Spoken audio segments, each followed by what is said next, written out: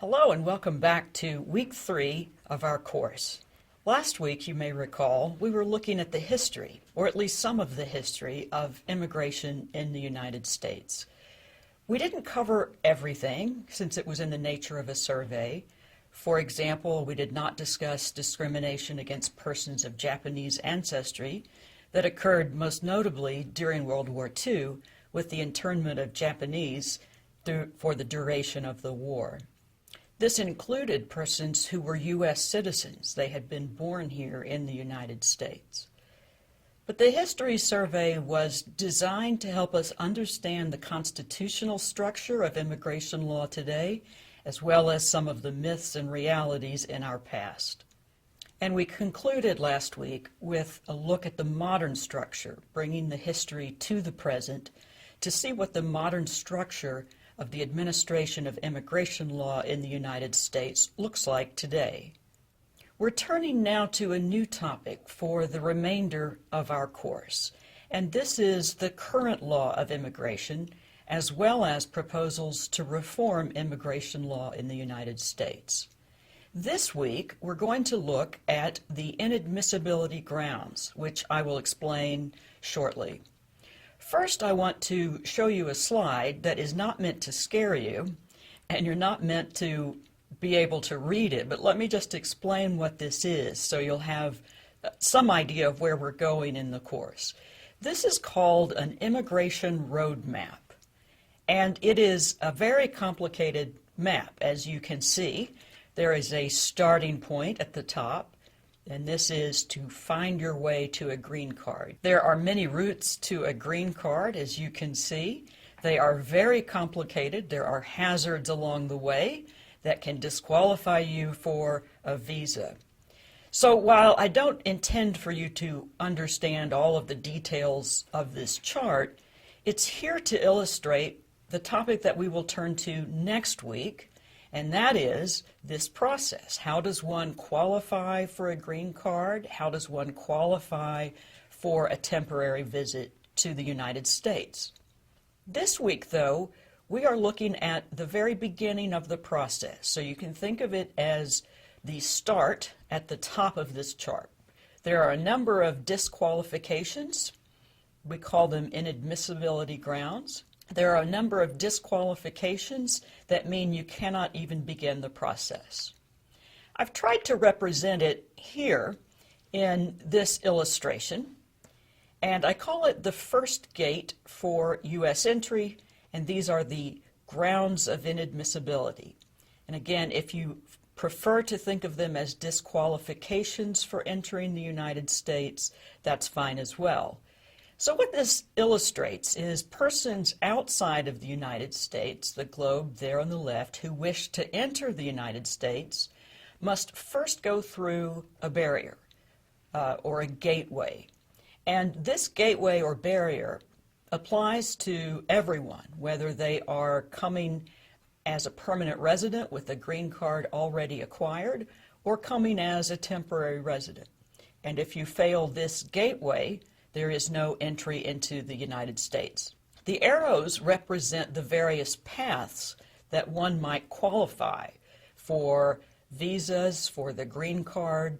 These are the subject for next week, and the arrows represent the very, very complicated map that I showed you on the last slide. For the remainder of the course, we are going to go into some detail in immigration law in the United States today. If it seems like a lot of detail, please keep in mind that I'm presenting a very simplified view of this process. It is complicated, and I hope that these series of lectures will help you to understand at least some of the major concepts and the big picture. So if you are taking the course to address immigration issues of your own or of a friend, please keep in mind that this is not legal advice, that there are other exceptions from what I will present to you. There are waivers of some of these inadmissibility grounds, and it may be that you need to consult an immigration lawyer for those specifics. The point, though, is inadmissibility is the first step, and that's why we are going to spend this week on that topic before we talk about how one might qualify for a visa to enter the United States or to remain in the United States. So if we begin with inadmissibility, there are 5 basic grounds, and I want to list them here as a way of introducing our topics for this week. We will go into more detail in subsequent lectures. First of all, immigration violations. So previous violation of immigration laws can make one inadmissible. Keep in mind also that many of these grounds are also grounds for deportation, so that if you are inadmissible for these reasons, you may also be deported for many of these reasons. We're going to take a closer look at deportation in week 5 of the course. Immigration violations, that will be the subject of our next lecture. National security. After 9/11, this has been a very important ground of inadmissibility and also deportation and detention. Committing crimes, criminal history, that can disqualify you from entering into the United States. Applying for a visa abroad will trigger an examination of criminal history in the area that you are from, and certain crimes can disqualify you from entering the United States. There are also economic grounds, as we will discuss. In general, immigrants have to be able to show that they will not become what is called a public charge, that they will not have to be supported by any welfare benefits once they are here, and that is a significant barrier for many. And finally, public health and morals, a group of exclusions in this area that include health conditions and what is known as moral turpitude. You want to avoid moral turpitude because that's a ground for inadmissibility. It's a very vague ground, but we'll talk about that again in a future lecture. I mentioned as well that we will now begin to discuss current proposals for immigration reform. However, with respect to the inadmissibility grounds, those are unlikely to be changed. There has been widespread agreement over the years that these are the basic categories that should exclude persons from becoming lawful permanent residents of the United States or entering on temporary visas. This is particularly true for the criminal history, the economic basis, national security, and public health. So I don't expect to see any reform in this area, and most people believe that no reform is needed.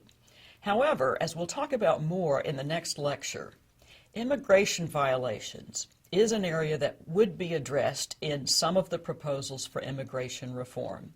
And as we'll see, the reason for this is for the estimated 11 million undocumented immigrants currently living in the United States, they are in violation of immigration laws. So unless this ground were to be waived, then they would be inadmissible for any path to citizenship.